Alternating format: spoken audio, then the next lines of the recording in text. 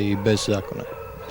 Pa naravno da je to moguće, međutim u članku 42. zakona, prijedloga zakona koji je propao, bila je predviđena obveza gradova i županija da izgrade i financiraju rad skloništa za napuštene životinje. Sad kad zakona nema, niti će ga biti, bojim se da neće gradovi požuriti da bez zakonske obveze financiraju izgradnju skloništa, jer da su to imali namjeru mogli su učiniti to već i do sada. Naime, sva hrvatska društva za zaštitu životinja od 1992. godine mole i za izgradnju skloništa i za zakon o zaštiti životinja. Eto, kraj je 98. rezultat je onaj kakav je bio na početku.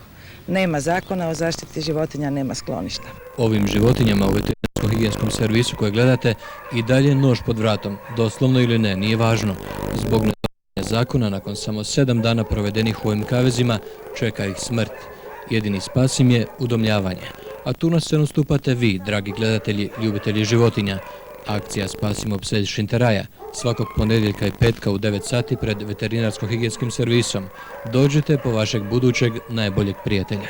Ja ću nastaviti tako dugo dok ćemo suradnici ja moći to izdržati psihički, fizički, a naši sponzori financijski. To je sasvim jedna privatna akcija koju eto sponzoriraju građani grada Zagreba, dokle će to moći učiniti, jer puno je pasa koje izvadimo koji su tako mršavi da ih niko neće udomiti. Ima ih dosta slomljenih sa ranama koje moramo liječiti, liječenje treba plaćati, hotel u kojem su smješteni treba plaćati, sve je to privatna inicijativa, ne znam dokle će sponzori izdržati.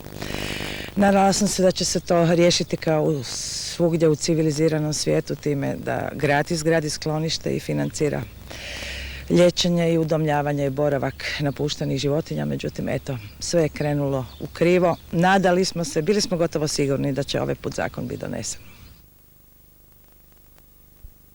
Lezi.